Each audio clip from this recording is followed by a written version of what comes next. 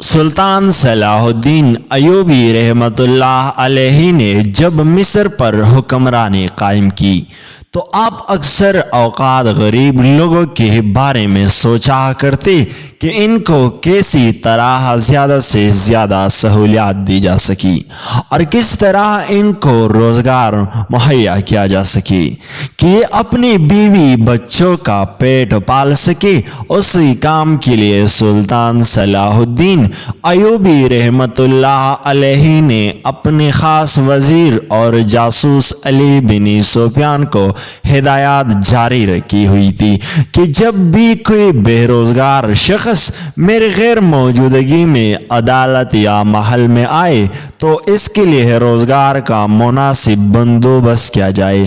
ایسا بندوبست کیا جائے کہ جو اس شخص کی عمر اور ہنر کے مطابق ہو، جس سے وہ اپنے بچوں کے لیے حلال رزق کما سکے۔ مصر کے ساتھ ہی ایک ریات نامی قبیلہ آباد تھا۔ یہ قبیلہ سلجوق لوگوں پر مشتمل تھا، جس کی زیادہ تر آبادی پڑھی لکھی اور سمجھدار لوگوں پر مشتمل تھی۔ یہاں پر ایک موسیٰ نامی مشہور ماہی گیر رہتا تھا۔ موسیٰ ایک بڑا عمر کا سمجھدار اور ایماندار آدمی تھا۔ یہ ہر شام کو دریا کے کنارے مچھلیوں کا شکار کرتا تھا۔ یہی اس کا روزگار تھا۔ بازار میں جا کر مچھلیاں فروخت کر کے اور اچھا خاصا منافع کما لیتا۔ موسیٰ کی بیوی اس سے بار بار یہی کہتی کہ اتنی محنت نہ کرے، اپنے بچوں کو بھی اسی کام میں لگا دے تاکہ وہ آپ کا سہارا بن سکے، لیکن موسیٰ بار بار یہی کہتا کہ میں بچوں کو تعلیم دلوانا چاہتا ہوں، میں چاہتا ہوں کہ وہ بڑے آدمی بنے اور میرے طرح مزدور نہ بنے۔ میرے پاس زندگی میں کئی ایسے موقع ضرور آئے کہ میں دھوکے بازی سے بہت ساری دولت جمع کر سکتا تھا، لیکن میں نے ہمیشہ اپنے بچوں کو رزق حلال ہی کھلایا۔ میں یہ ضرور چاہتا ہوں کہ میری اولاد ساری زندگی حلال کھائے، لیکن میں یہ بھی چاہتا ہوں کہ وہ پڑھ لکھ کر اعلیٰ عہدوں پر فائز ہو، نہ کہ میری طرح ساری زندگی مزدوری کرے۔ ایک دن موسیٰ نے مچھلیاں پکڑنے کے لیے دریا میں جال ڈالا تو جال اسی کا کافی بھاری محسوس ہوا۔ اس نے کہا کہ آج کوئی بڑی مچھلی ہاتھ آئی ہے۔ وہ دل ہی دل میں بہت خوش تھا، مگر اس نے جیسے ہی جال باہر کھینچا تو اس کی آنکھیں پٹی کی پٹی رہ گئی اور اس کی ساری خوشی ماند پڑ گئی، کیونکہ جال میں سے ایک چمڑے کا تیلا برآمد ہوا۔ اس عجیب تیلے کو دیکھ کر وہ بہت حیران ہوا، کیونکہ تیلا بہت ہی قیمتی تھا، لیکن جب اس نے تیلا کھولا تو اس میں سرخ رنگ کی اینٹیں تھی۔ موسیٰ نے دل میں سوچا کہ عجیب پاگل شخص تھا جس نے اتنی قیمتی تیلے میں اینٹیں ڈال کر دریا میں پھینک دی، لیکن وہ ایسا کیوں کرے گا؟ وہ یہ بات بار سوچنے لگا اور اس کے بعد اس نے تیلے میں سے اینٹیں نکالنا شروع کی۔ جب آخری اینٹ اس نے تیلے سے نکالی تو ایک دفعہ پھر اس کی حیرانی میں اضافہ ہوا، کیونکہ تیلے کے تہہ میں کسی عورت کی دو کٹی ہوئی بازو پڑی تھی۔ یہ دیکھ کر موسیٰ خوف سے کانپنے لگا۔ وہ دل ہی دل میں سوچنے لگا کہ کیا کوئی اتنا بھی ظالم ہو سکتا ہے کہ اس عورت کی بازو وہی کاٹ ڈالے۔ یہ سب دیکھتی ہوئی موسیٰ بہت پریشان ہو گیا اور کافی دیر سوچنے کے بعد اس نتیجے پر پہنچا کہ وہ دوبارہ دریا میں بازو پھینکنے لگا، مگر پھر اسے خیال آیا کہ یہ بات غلط ہے۔ اس ظلم کے بارے میں اسی سلطنت اور شہر کی سب سے بڑی سلطان صلاح الدین ایوبی کو بتانا چاہیے۔ آخر سلطان کو بھی پتہ چلے کہ اس شہر میں کیسی کیسی ظلم برپا ہو رہے ہیں۔ اس نے عورت کی وہ بازو بجائے دریا میں پھینکنے کی تیلے میں ڈالی اور پھر سلطان صلاح الدین ایوبی کے دربار کی طرف روانہ ہوا۔ اس نے اپنا جال اور تیلا سلطان کے سامنے رکھا اور کہا، سلطان معظم، آپ کی سلطنت کے ایک شہر میں ایسا ظلم ہو رہا ہے۔ پھر اس نے تیلے میں سے عورت کے 2 بازو نکال کر سلطان کے سامنے رکھی۔ سلطان صلاح الدین ایوبی رحمت اللہ علیہ یہ دیکھ کر بہت حیران ہوئی۔ انہیں اپنی آنکھوں پر یقین نہیں آ رہا تھا۔ سلطان کی سلطنت کی کسی بھی چھوٹے بڑے قبیلے یا شہر میں ایسا ظلم ہو رہا ہے۔ سلطان سے یہ بات برداشت نہ ہوئی اور بجھل دل کے ساتھ سوچنے لگے کہ میری سلطنت کے شہر میں ایسے ظالم لوگ پائے جاتے ہیں جو عورتوں کو کاٹ کاٹ کر دریا میں ڈال رہے ہیں۔ ماہی گیر نے کہا، جناب وہ تو آپ کی بات ٹھیک ہے، لیکن یہ بھی تو ہو سکتا ہے کہ عورت کو کسی نے مارا نہ ہو، وہ صرف اسے معذور بنانا چاہتا ہو، اس لیے اس نے اس کے بازو کاٹ کے دریا میں پھینک دی۔ سلطان نے کہا، ہاں تمہاری بات ٹھیک ہے، لیکن جس طرح بازو کو کاٹا گیا میرا نہیں خیال کہ عورت زندہ بچی ہوگی، لیکن خیر ہم اس کی تحقیق ضرور کریں گے، اور جس نے بھی یہ گناہ عظیم کیا ہے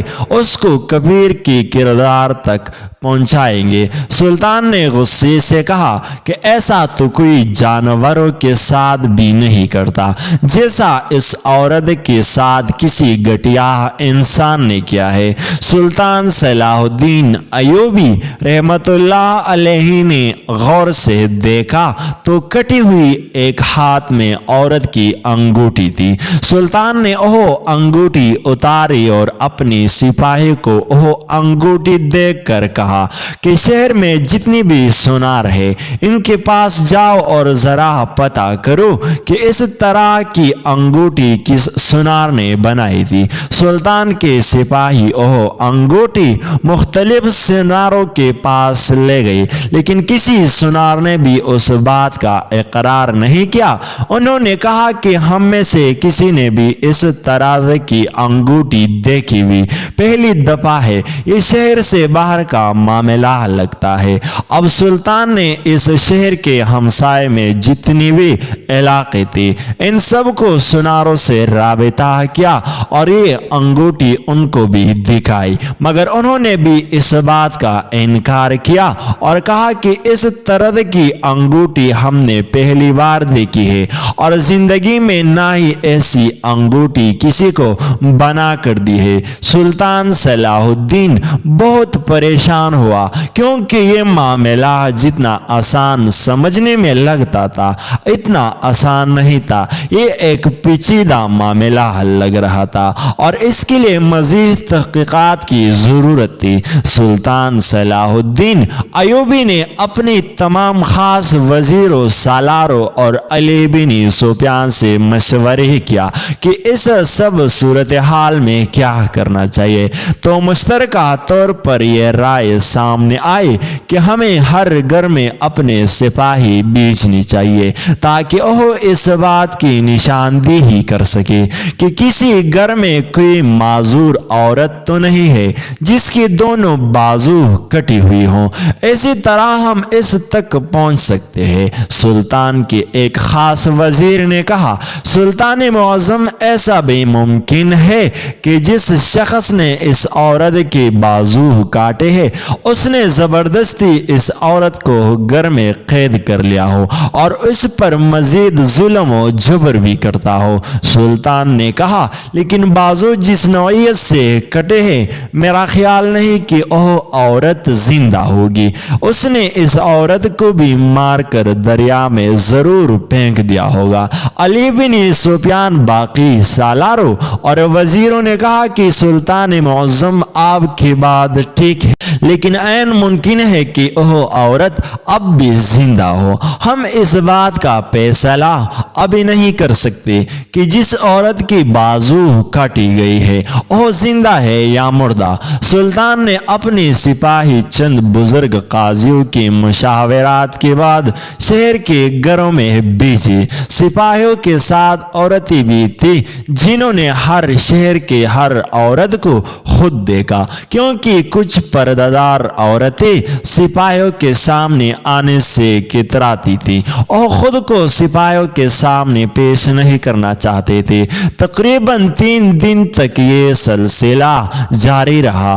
3 दिन बाद सिपाहियों ने सुल्तान को इस बारे में इत्तला दी कि इस शहर में कोई ऐसी औरत मौजूद नहीं जिसके बाजू कटी हो। जब सुल्तान को इस बात का पता चला तो उन्होंने अपने सिपाहियों, वजीरों और सालारों और अली बिन सुफियान से कहा कि मैंने कहा था ना कि इसने औरत को मार दिया होगा, लेकिन तुमने मेरी बात का यकीन नहीं किया। अब तुम लोगों को मेरी बात का यकीन आ गया होगा। खैर, सुल्तान इस वाक़ये के बाद आराम से बैठने वाला नहीं था। सुल्तान ने अपनी कोशिश जारी रखी और मुजरिम को पकड़ने का एक और मंसूबा बनाया। सुल्तान ने शहर के माहिर हकीम और शाही हकीम को बुलाया और कहा कि बाजू देखकर इस बात का अंदाजा लगाओ कि औरत को कत्ल की हुई कितना अरसा हो चुका है। हकीम ने बाजू देखकर इस बात का अंदाजा लगाया कि औरत को इनके बाजू को जिस्म से अलग की हुई 2 से 3 दिन गुजर चुके हैं।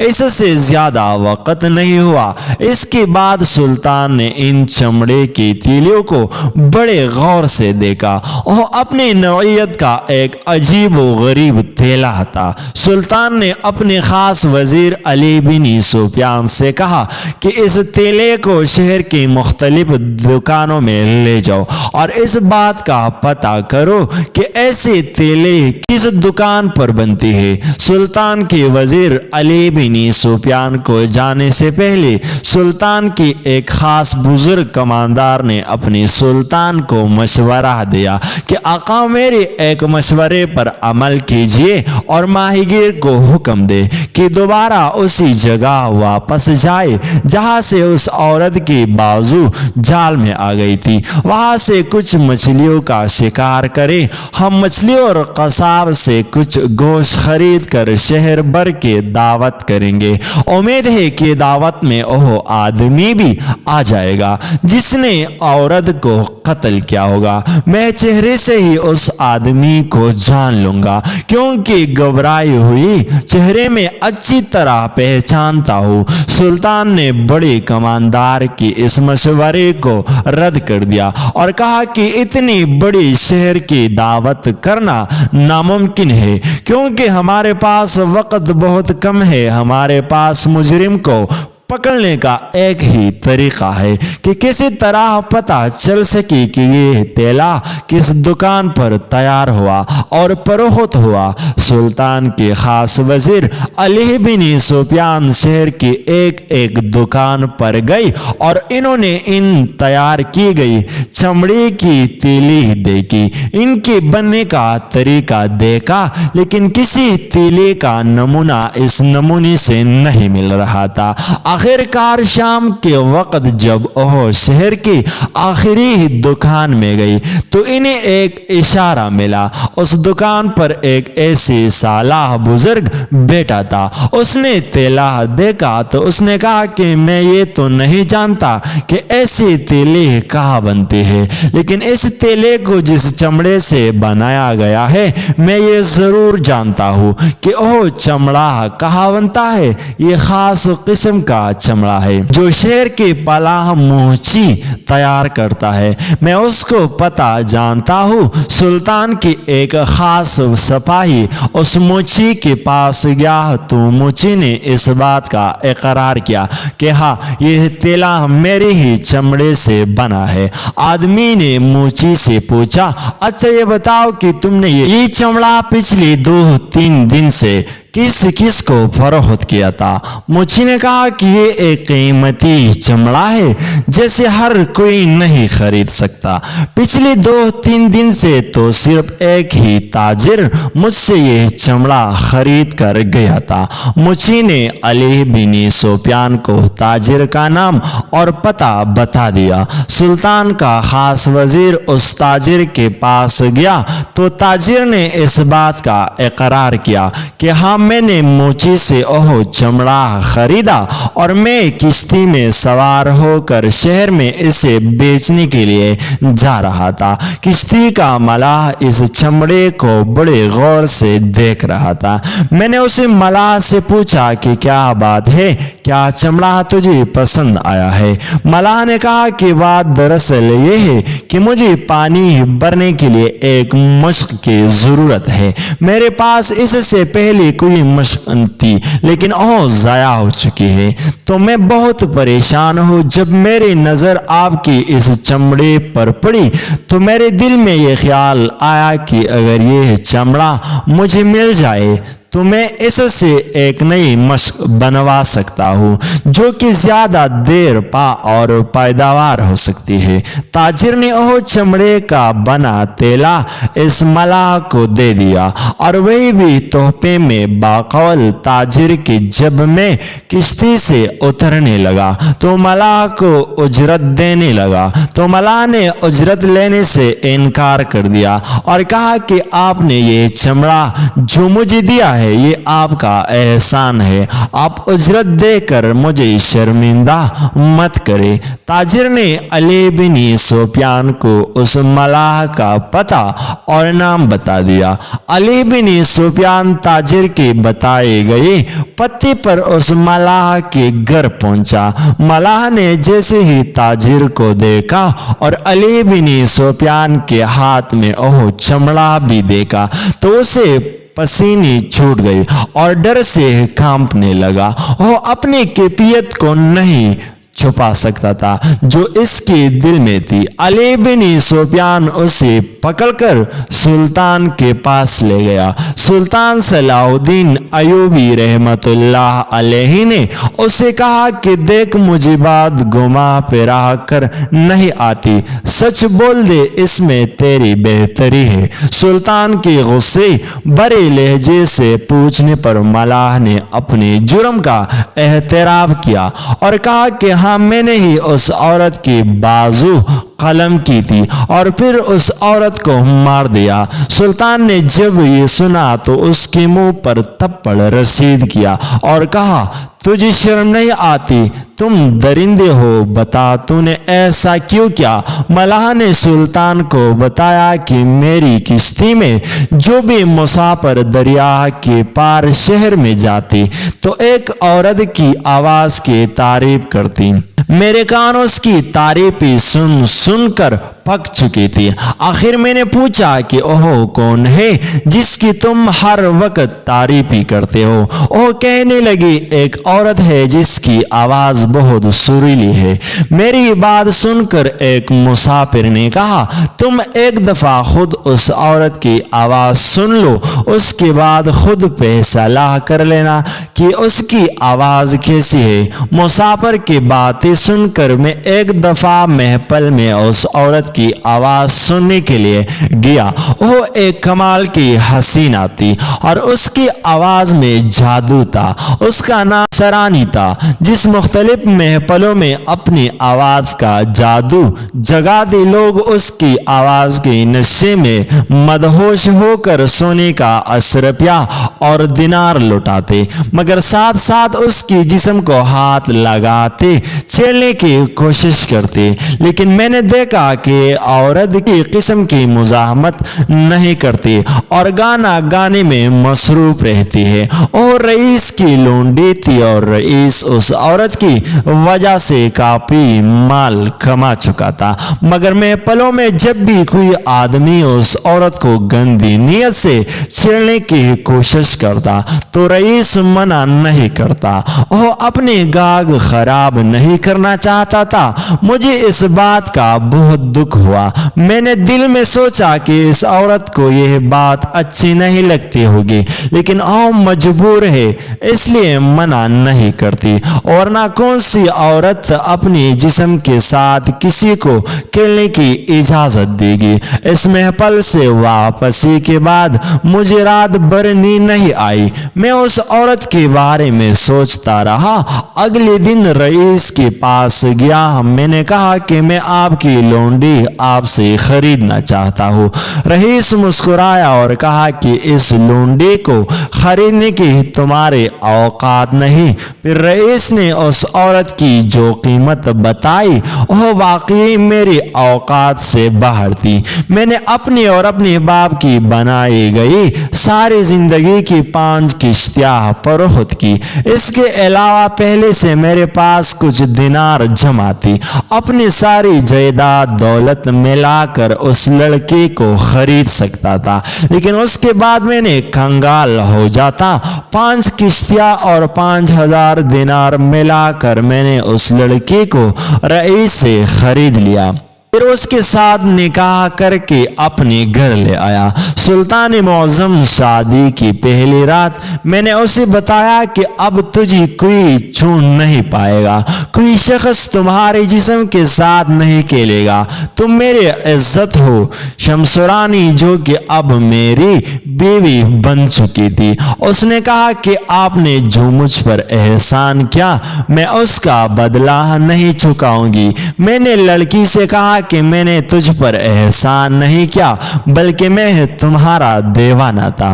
میں نے پہلی نظر میں تجھے پسند کر لیا تھا، اس لیے میں نے لوگوں کے غلیظ نظروں سے تجھے بچایا اور اپنی خود کی اور اپنی باپ کی بنائی گئی تمام جمع پونجی بیچ کر رئیس سے تجھے خریدا ہے اور گھر کی زینت بنایا۔ سلطان معظم پھر میں نے محنت مزدوری کرنا شروع کی اور 6 ماہ کی محنت کے بعد میں نے ایک اور کشتی خرید لی۔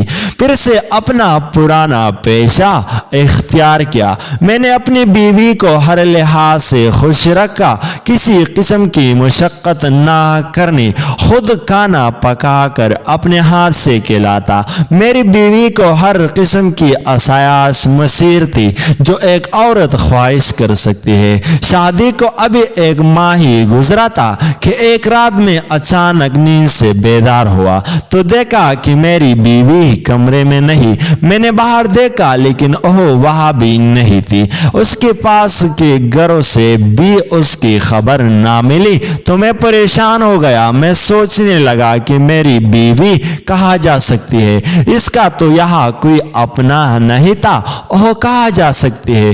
2 ہفتے گزر گئے لیکن اس کا کچھ پتہ نہیں چلا۔ میں نے اسے بہت تلاش کیا لیکن وہ مجھے کہیں نہیں ملی۔ میں دن رات اسے تلاش کرتا اور اس کی وجہ سے پریشان رہتا۔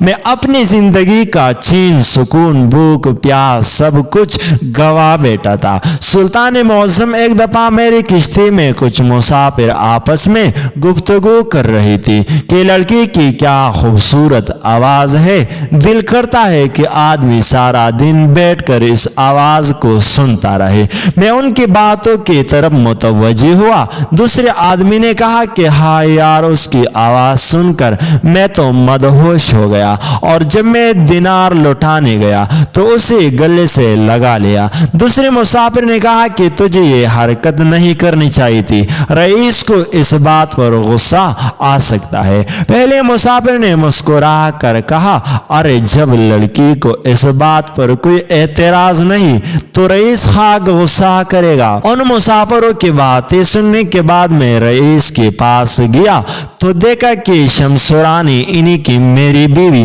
وہ ایک محفل میں گانا گانے میں مصروف تھی۔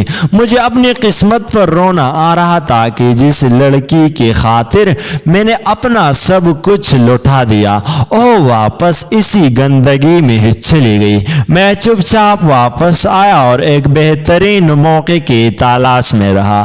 ایک دن رئیس دریا کے کنارے میری بیوی کے ساتھ گزرا تو میں نے چھپ کر اس پر وار کیا اور ڈنڈے سے رئیس کو مار مار کر بے ہوش کر دیا۔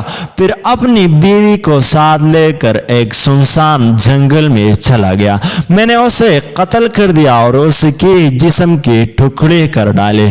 کچھ جسم کے ٹکڑے ادھر جنگل میں دفنا دی اور کچھ حصوں کو دریا میں پھینکا اور ان کے بازو کو چمڑے کے تیلے میں ڈال کر اس کے اوپر اینٹ مٹی ڈال دی اور پھر اس تیلے کو دریا میں پھینک دیا۔ سلطان صلاح الدین ایوبی نے ملاح سے کہا کہ بے شک تمہاری بیوی نے تمہارے ساتھ ٹھیک نہیں کیا، اس نے تجھے دھوکہ دیا ہے تو اسے عزت دینا چاہتا تھا، لیکن اس نے عزت کی بجائے ذلت ہی چنی، لیکن تم نے جو اس کے ساتھ کیا وہ بھی غیر انسانی سلوک تھا۔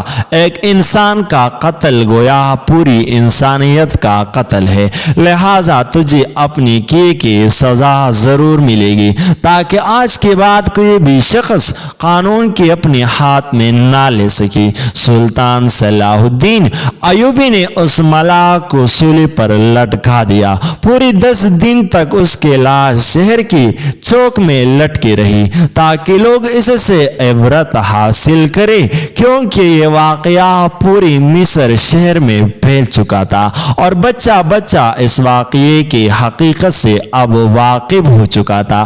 اس لیے اس کے لاش کو 10 دن تک لٹکایا گیا کہ باقی تمام لوگ انہیں کے ہر چھوٹا بڑا اس سے عبرت حاصل کرے اور ایسا کام دوبارہ زندگی میں کوئی اور نہ کرے۔